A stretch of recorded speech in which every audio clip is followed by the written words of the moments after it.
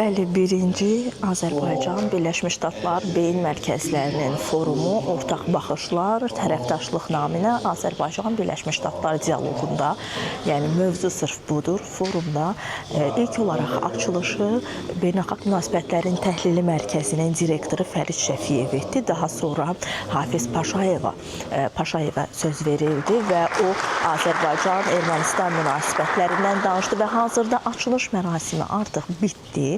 Yəni biz son olaraq Atlantik Şuranın Mərkəzi Asiya üzrə konsulu John Herbstin danışığını, çıxışını dinlədik və bundan sonra artıq an etibarilə fasilə verilir. Açılış mərasimindən sonra, daha sonra isə plenar sessiyalar öz işini davam etdirəcək. Plenar sessiyalar isə enerji tərəfdaşlığı, Birləşmiş Ştatlar Azərbaycan münasibətləri və ümumiyyətlə 8 avqust Vaşinqton sammitindən sonra razılığın əldə edilməsi ilə hazırda sülhə həsr olunan plenar sessiyalar olacaq və qeyd etdiyimiz kimi artıq rəsmi açılış mərasimi bitdi.